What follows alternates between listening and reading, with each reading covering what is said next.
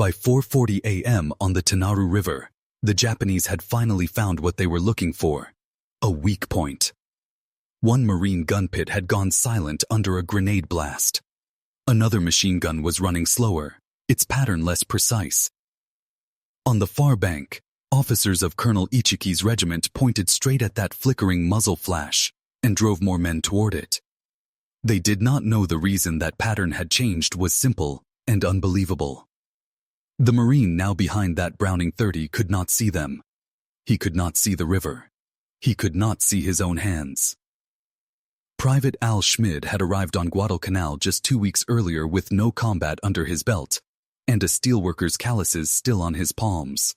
He'd grown up in Philadelphia, apprenticed as a steel burner, and walked into a Marine recruiting office 2 days after Pearl Harbor because watching wasn't enough. Paris Island had turned him into a rifleman and then into the third man on an M1917A1 machine gun team, belt feeder and water tender, not the star of the show.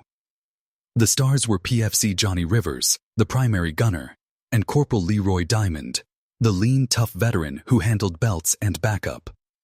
Their pit sat on the west bank of the Tanaru, fronted by sandbags and coconut logs, dug low into the damp sand. 50 yards away, the river shallowed into a sandbar, the only real crossing point on that stretch of the Marine perimeter. If the Japanese were coming for Henderson Field from the east, they were coming here. Henderson itself was why any of them were on this miserable island. Marines had seized the half-built Japanese airstrip at Lunga Point on August 7th and finished it under nightly shelling and bombing. From that rough strip, Marine and Navy flyers could finally hit Japanese shipping and bases up and down the slot.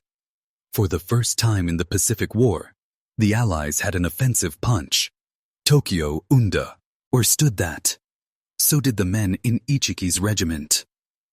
On the night of August 20th, 21st, they moved west from Taivu Point, some 900 men in all, convinced they would brush aside what they saw as a weak American outpost. For 3 days they'd met only scattered patrols and abandoned gear. No serious resistance. Ichiki read that as cowardice. The Marines read it as time to dig deeper. At 3 o'clock a.m., green flares rose, and 800 Japanese soldiers stepped onto the Tanaru's sandbar in dense columns. Rivers let them come halfway, then opened up. The water erupted under the Browning's fire. Men folded where they stood. Others tripped over the bodies and kept coming. Wave after wave tried to cross. Wave after wave disintegrated under streams of .30 caliber fire from Rivers' gun and the neighboring position. Then the enemy adapted. Mortars and grenades hunted for the sources of those two murderous muzzle flashes. A direct hit silenced the other machine gun. Rifle fire cut into Diamond's arm and punched through the Browning's water jacket.